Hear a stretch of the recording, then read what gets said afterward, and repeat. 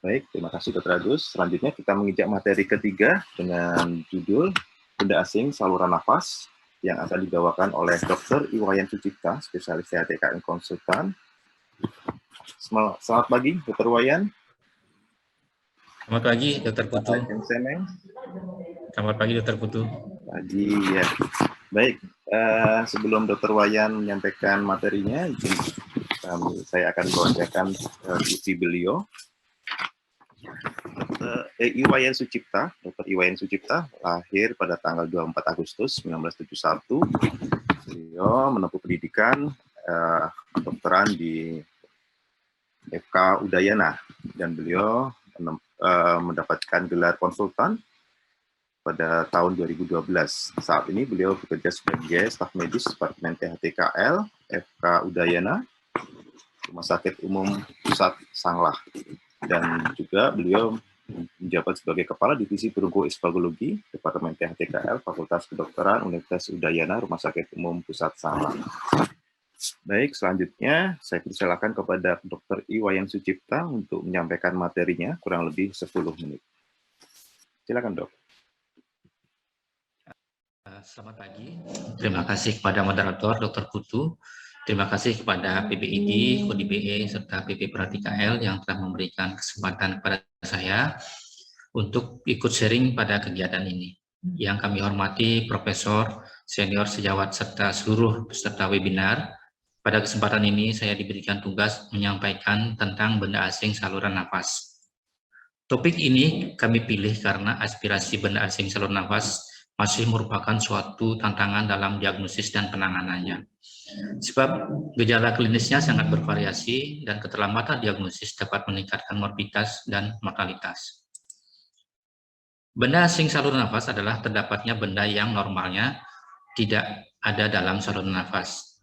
Benda ini dapat berupa benda organik ataupun benda anorganik. Dan aspirasi benda asing ini dapat mengakibatkan sumbatan total atau parsial pada saluran nafas sentral seperti laring, trachea, dan bronkus. Dan bila terjadi sumbatan total, seringkali menyebabkan suatu keadaan yang emergensi karena dapat menimbulkan komplikasi yang dapat mengancam jiwa. Nah, yang terpenting di sini adalah sebenarnya masalah ini dapat dicegah. Secara epidemiologi, angka kejadiannya sangat bervariasi. Seperti yang dilaporkan di Amerika tahun 2006, ada 4.100 kejadian dan diperkirakan penyebab 7% kematian mendadak anak usia di bawah 4 tahun.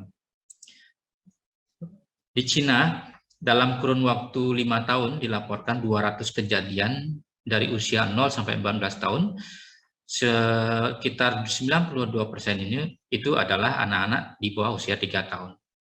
Di Indonesia dilakukan sebuah penelitian multisenter dalam kurun waktu 5 tahun juga, ditemukan sebanyak 487 kasus.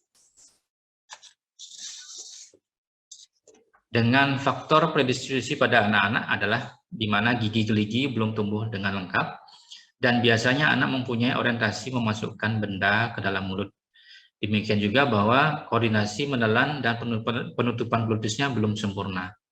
Nah, hati-hati untuk benda asing berupa kacang-kacangan pada anak-anak, karena kacang ini sifatnya higroskopis dan paling sering menimbulkan suatu keadaan yang emergensi.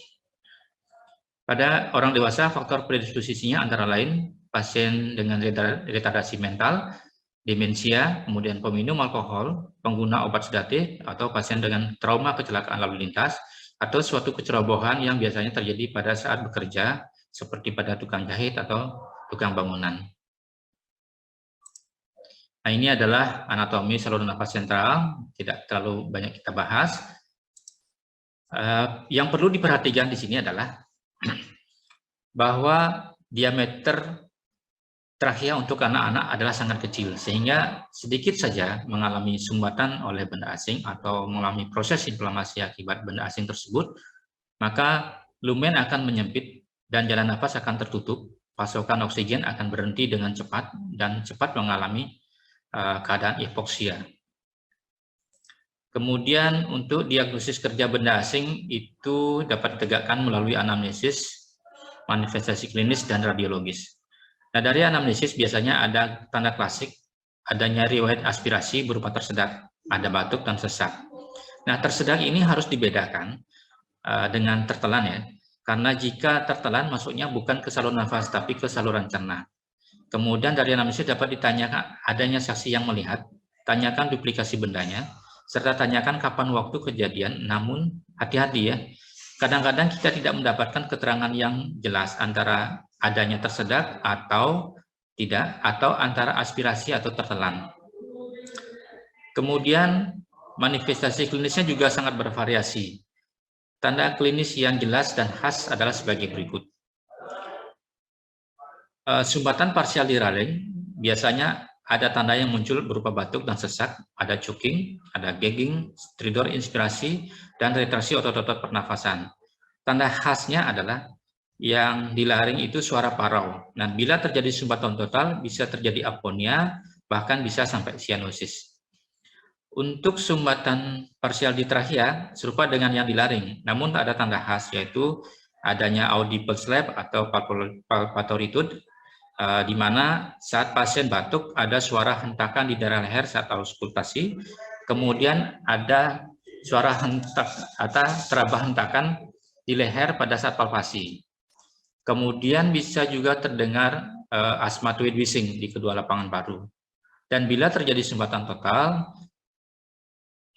biasanya suara nafas hilang pada kedua lapangan paru dan pasien tampak sianosis.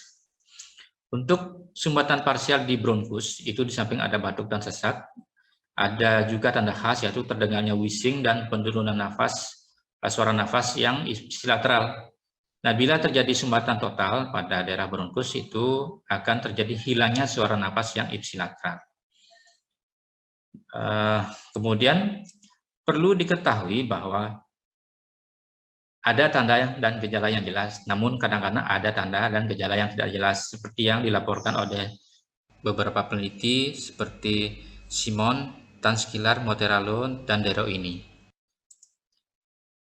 Pemeriksaan radiografi yang sering dilakukan untuk melakukan atau membantu menegakkan diagnosis adalah foto jaringan lunak leher dan foto torak. Nah, pada kondisi tertentu dapat dilakukan pemeriksaan CT scan dan MRI. Dan sekarang sedang berkembang metode yang terbaru berupa pemeriksaan virtual bronkoskopi, namun kita belum memiliki tools tersebut. Nah, temuan radiografi bisa normal, bisa tampak jelas adanya benda asing, atau kita akan melihat gambaran lain seperti air trapping, kemudian mediastinal cyst, emphysema, atelectasis, pneumonia, atau lobar collapse. Pemeriksaan radiografi sendiri memiliki suatu keterbatasan, di mana benda asing yang sifatnya radio-opak itu dapat dilihat dengan mudah. Akan tetapi untuk benda asing yang sifatnya radiolucent, sekitar 80–90% itu tidak tampak pada gambaran foto.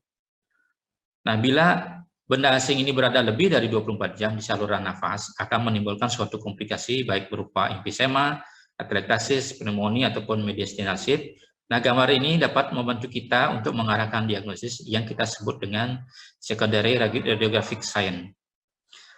Tapi kadang-kadang kita keliru sendiri jika dari anamnesis dan gejala klinisnya itu tidak jelas mengarah adanya suatu aspirasi dari benda asing.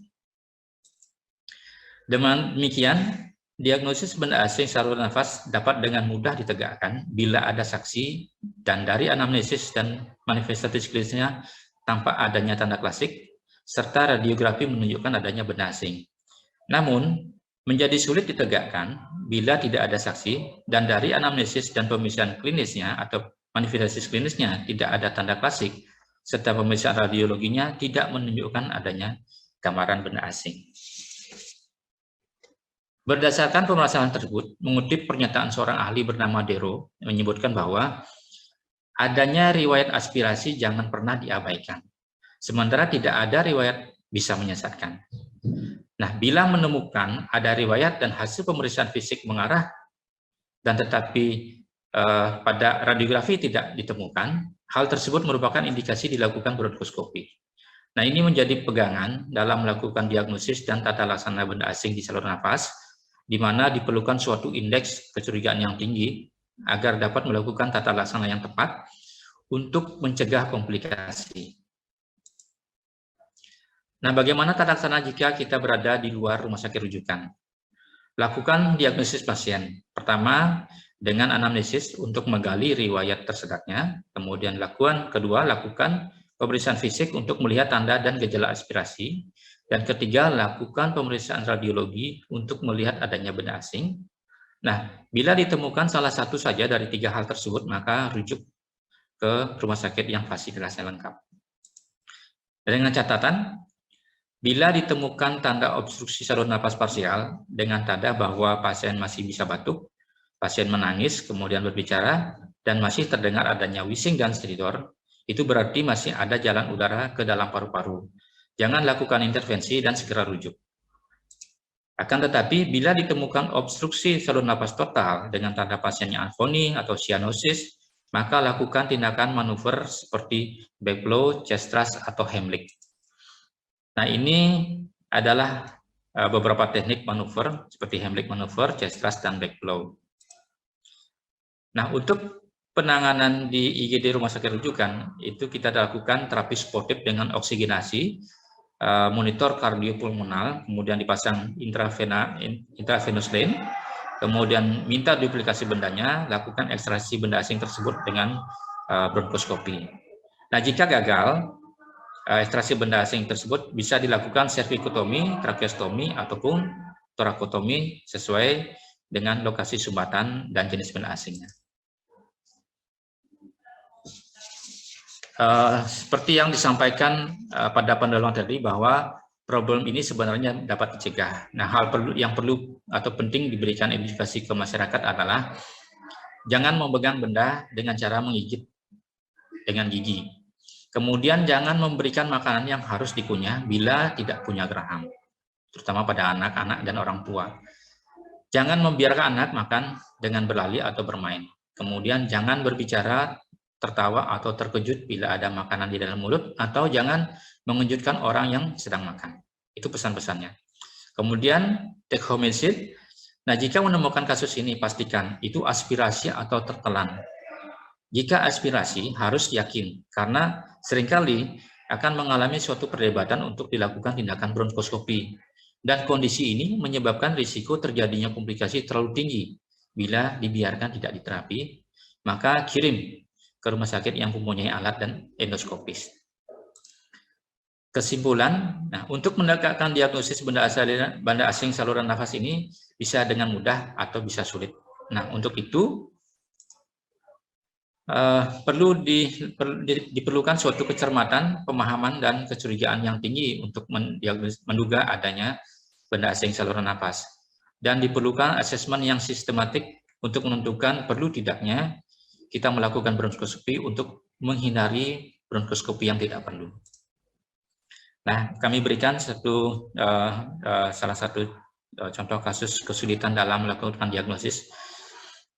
Pertama, ini adalah pasien laki-laki 11 tahun. Pasien adalah rujukan sebuah rumah sakit daerah dengan batuk kronis, dengan riwayat pengobatan 9 bulan sebelumnya, berkunjung ke beberapa dokter dan diberikan obat. Namun selama 3 bulan tidak mengalami perbaikan.